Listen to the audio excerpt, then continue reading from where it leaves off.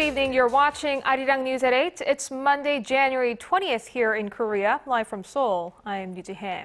We begin this evening with the latest on the bird flu outbreak here in Korea. It's been more than 4 days now since the first avian influenza case since 2011 was discovered on 2 farms in the south of the country. The government is making all-out efforts to contain the damage and prevent more cases. For the details, we connect live to our Kwon Soa at the news center. Soa, what can you tell us? Good evening, Jihae. Authorities have confirmed that a group of dead ducks found in a reservoir near a poultry farm in Gochang, Jeolla-do Province were infected with the H5N8 strain of avian influenza. That was where the first case of the bird flu was confirmed late last week and raises the number of cases in poultry farms in Gochang and Buan to 3. The AI outbreak has the government on high alert. To stop the spread, for the first time ever, they have issued a 48-hour standstill on the movement of any livestock and farm workers. The Ministry of Agriculture, Food and Rural Affairs said a few hours ago that the ban will be lifted at midnight as planned. Nearly 40,000 ducks have been culled for preventive measures, and more ducks and chickens could be killed in the coming days.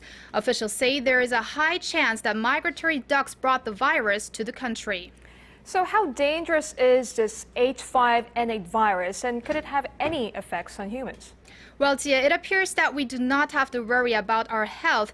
There has been not a single case of human infection by the highly pathogenic H5N8 strain so far. The virus is different from the H5N1, which has resulted in over 370 human deaths since 2003, and the H7N9 virus that was infected humans this year in China for the first time and killed at least 45 people. There also have been questions about whether it is safe to eat poultry and eggs. Health authorities say food products are safe because there is hardly any chance that the infected products will enter the market, and even if they do, the virus is destroyed once cooked.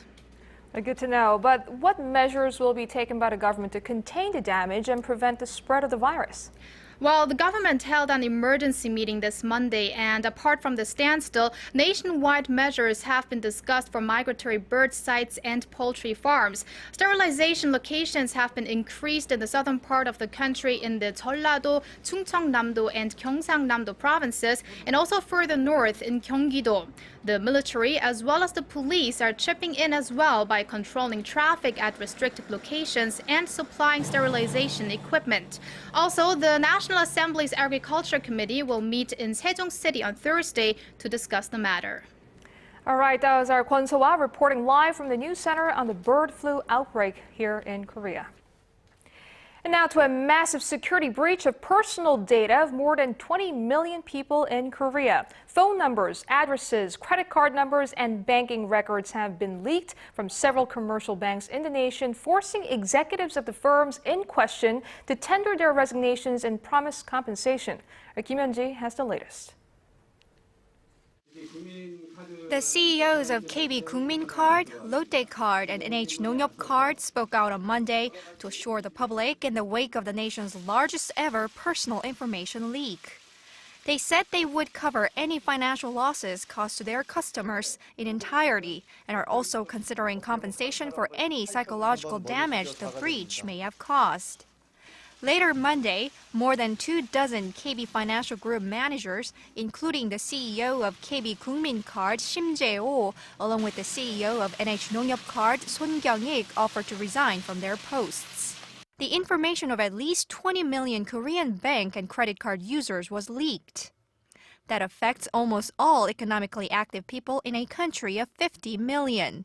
The Financial Supervisory Service says the information taken includes the names, phone numbers, credit card numbers, addresses, and even banking records of customers. Financial Services Commission Chairman Shin Jae-yoon and Financial Supervisory Service Governor Choi Soo-hyun are among the millions affected. The government has warned that those found responsible will face extremely tough criminal penalties. Prime Minister Chung Hong-won on Monday ordered the chief of the nation's regulatory body, the Financial Services Commission, to go after those responsible in the strongest possible way and inform the public about the exact damages and circumstances of the leak. Chung also asked for strong countermeasures to ensure such incidents don't happen again. Regulators have already launched investigations into security measures at the affected firms. The Financial Supervisory Service told ARIRANG TV that they are working closely with the Financial Services Commission and that they are looking into tougher fines and a suspension of business for the firms who had their data leaked. State prosecutors, meanwhile, have moved to reassure the public that the incident has not resulted in the leakage of any information to criminal organizations, for now, at least. Kim Hyun-ji, ARIRANG News. High-level officials from the U.S. are set to arrive in Seoul for talks this week on ways to deal with North Korea after Pyongyang threatened to wage an attack if Seoul and Washington carry out a joint military drill late next month. Kim Hyun-bin reports. A lineup of top U.S. officials will travel to Seoul this month to address the uncertainties in the region stemming from North Korea. U.S. Deputy Secretary of State William Burns is scheduled for talks on Tuesday in Seoul with South Korea's top presidential security advisor Kim Jang-soo and Vice Foreign Minister Kim Yu-hyun.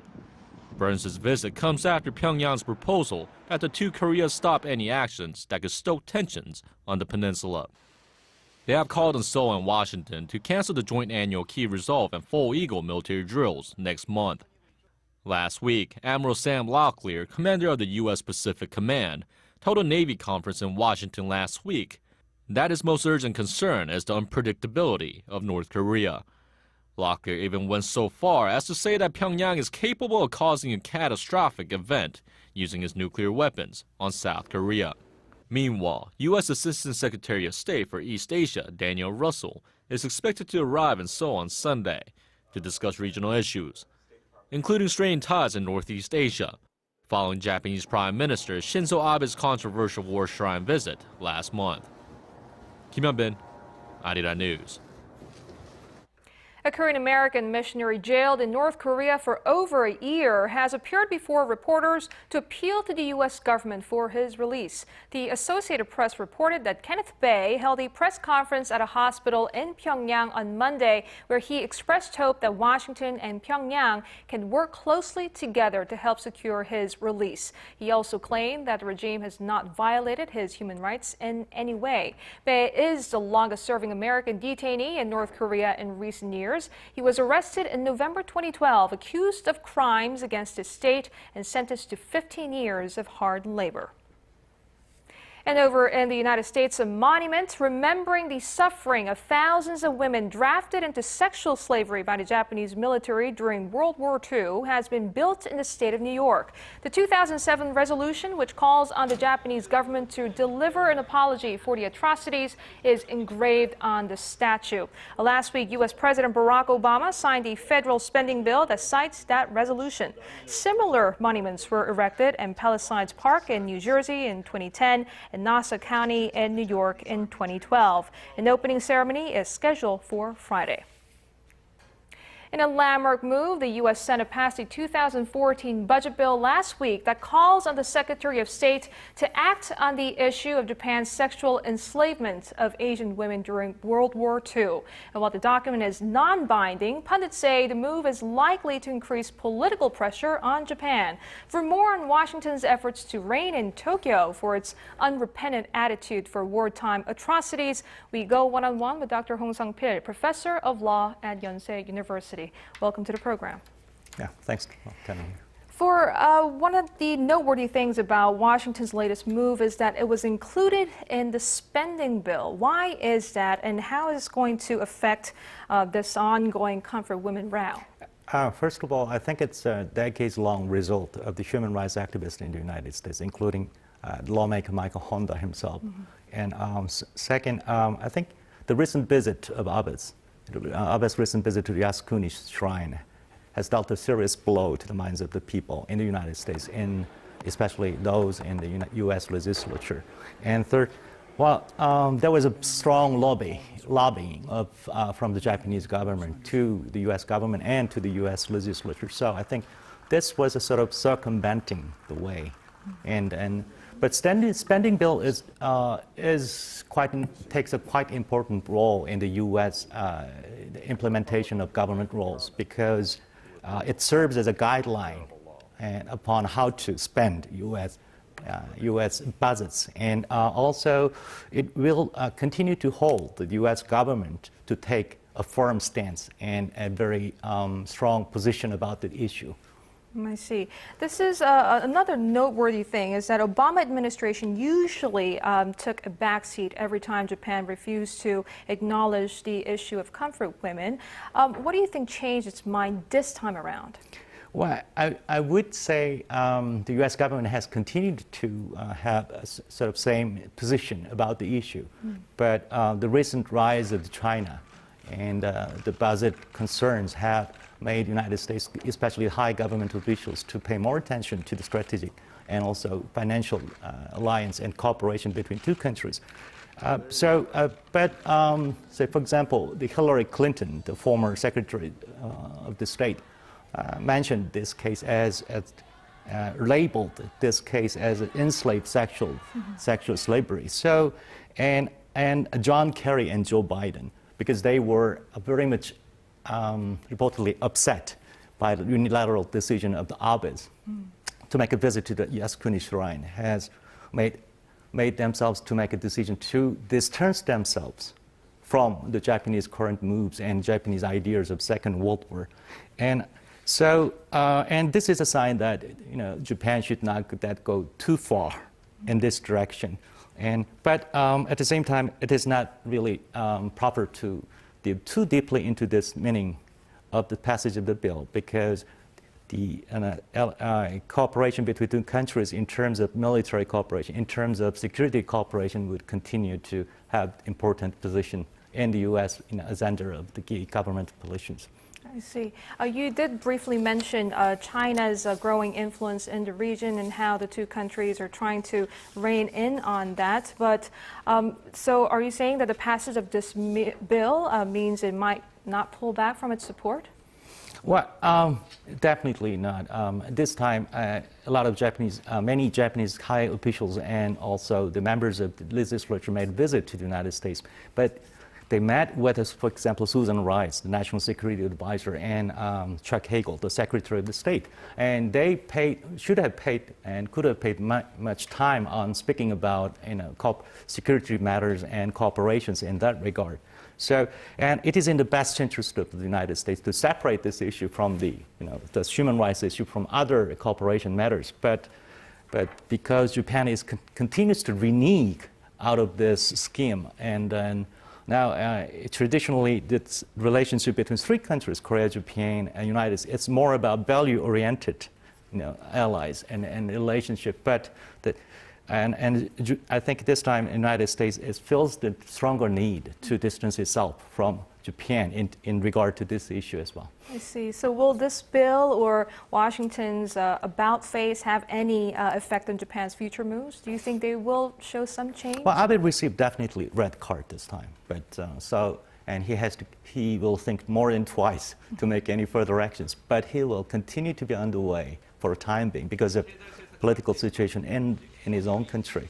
But I think he should pay more attention to the opposing views, even in Japan. Now, reportedly, Asahi Nihon Genzai Mainichi, and also the president of the Japanese Keidanren, Mr. Sakakibara Sadayuki, also strongly asked for the restoration of diplomatic relationship between Japan and other countries, and United States, and also the positions and the sentiments of the people in Korea and in China. So, well, he is definitely under pressure, increasingly. Okay. Professor Hong, thank you very much for joining us this evening. Well, it's my pleasure entirely.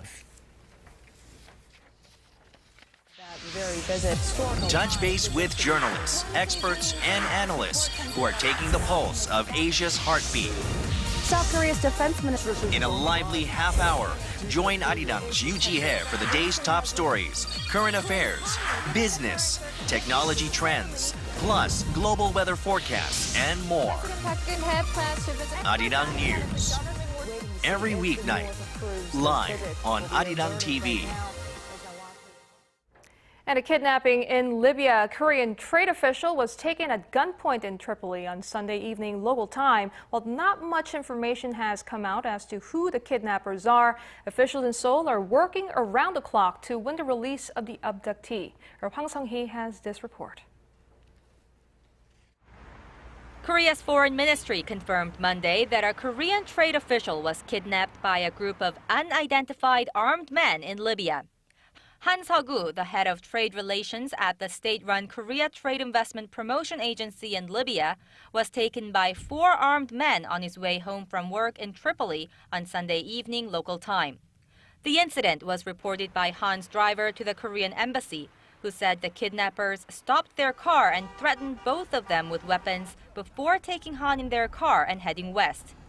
The identity and motive of the kidnappers remain unknown, although there is rising speculation that Al-Qaeda may have been behind the abduction. The incident is being viewed as having been pre-planned, either for money or to gain political leverage. Officials in Seoul are working around the clock on the case. The Korean government and KOTRA convened an emergency meeting early Monday morning to discuss the incident, and the task force headed by the foreign ministry has also been set up. We must put all our efforts into resolving the incident in a swift manner so that the kidnapped KOTRA official can return to his family as soon as possible. Many parts of Libya have been hit by violence and unrest in recent years, with the capital of Tripoli declaring a state of emergency this past weekend after fresh clashes with armed groups. As of January 18th, there were approximately 551 Koreans residing in Libya, and although there have been a number of robbery cases against Koreans in Libya in the past, this is the first time a Korean has been kidnapped. Seoul's foreign ministry said that it will be working closely with all channels, including the Libyan government, for the safe and swift release of the abductee. It has also issued a special travel warning banning all Koreans from traveling to Libya. Hwang Sang-hee, ARIRANG News. New economic data released today shows that the Chinese economy grew 7.7% on year in 2013. It marks the slowest growth for China since 1999 as the country looks ahead to rebalancing its economy and enacting other major reforms. Paul Lee reports. The world's second largest economy expanded 7.7% in the fourth quarter of last year, down from 7.8% in the previous quarter, largely due to low growth in investment and domestic demand. According to the National Bureau of Statistics on Monday, China managed to pull off a 7.7% growth rate last year, beating the government's target estimate of 7.5%. The new figures represent an unchanged growth rate from 2012 and a 2.3% decline compared to 2011, indicating that China's GDP is stuck at its slowest pace in nearly 14 years. The NBS says the global economic slowdown has negatively impacted demand for Chinese goods, with industrial output increasing by 9.7% last month on year, down more than 0.5% from 2012. Meanwhile, China's retail sales in December gained 13.6% in 2013, marking a 1.6% decline from the previous year. However, Beijing appears to be firmly focused on the future, chalking up the prolonged slowdown as growing pains for a more balanced economy. After 30 years of double-digit economic growth, the head of the NBS, Ma Jiantang, says the country is now entering a stage of transformation and development. The country's Communist Party has pledged to carry out sweeping reforms to lay the foundation for sustainable expansion and a more open economy. Though China's economic growth last year is widely considered to be stable overall, 2014 may prove to be another story. Some analysts are concerned that China could lose further momentum as it promotes domestic consumption at the expense of exports and investment. But any dramatic change and deep structural reforms are likely to come at the cost of economic growth, a price Beijing says it is willing to pay. Paul Yi, ARIRANG News. Iran may be joining the Syria peace talks this week in Switzerland at UN Secretary General Ban Ki-moon's invitation. The UN move, however, provoked a pull-out threat from the Syrian opposition and a warning from the United States. Our Connie Kim has more. With less than 3 days until landmark international peace talks in Switzerland over the civil war in Syria, the United Nations has invited Iran to the table, an invitation that Tehran has accepted. Speaking at a news conference at the UN headquarters Sunday night, Secretary General Ban Ki-moon said Iran needs to be part of the solution to the Syrian crisis. Foreign Minister Zarif and I agree that the goal of the negotiations is to establish, by mutual consent, a transitional governing body with the full executive powers. Pan said Iranian Foreign Minister Zarif had pledged that Iran would play a positive and constructive role in the negotiations. However, the Western-backed main opposition group, the Syrian National Coalition, isn't as sure. They immediately condemned the invite, calling it a deal-breaker and announcing they would withdraw from the talks. It was just last Saturday when the main opposition group agreed to sit down side by side with the Syrian government, but their participation now remains in doubt. The United States has a more complicated stance on the matter. They support Tehran at the table, but only on a conditional basis. The U.S. State Department has called on Iran to fully and publicly accept the Geneva Communiqué, a formal mandate which was agreed upon in Geneva in 2012, adding that the invitation should be rescinded if Iran fails to meet such conditions. Delegations from 39 countries will meet for the Geneva II talks on Wednesday in Montreux, with the Syrian government and the main opposition group possibly holding additional talks in Geneva on Friday. Connie Kim, ARIRANG News.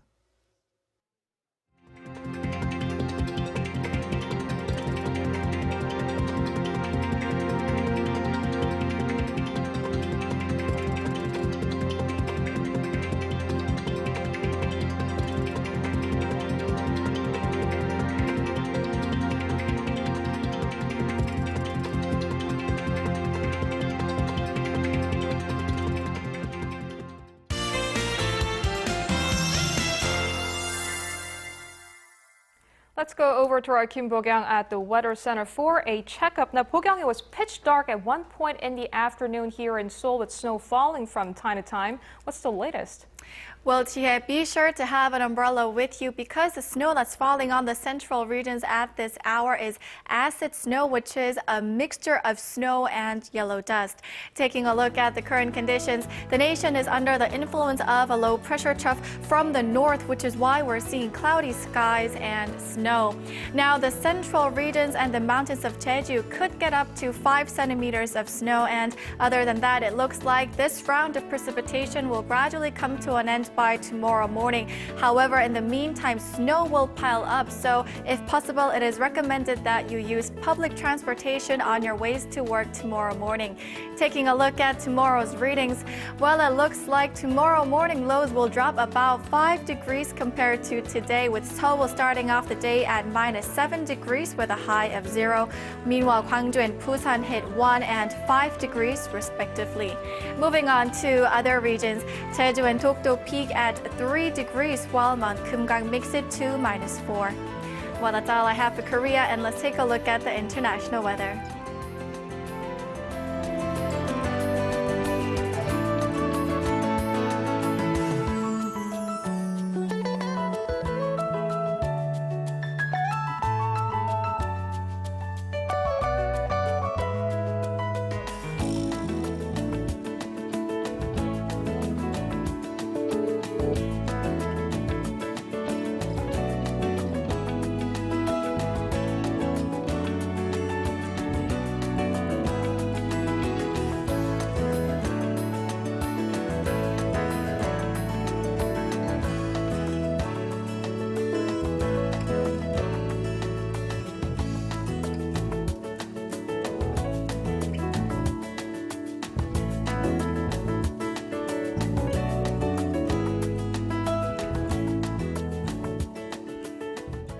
And that's a broadcast on this Monday evening. I'm Jihae in Seoul. Thanks for watching.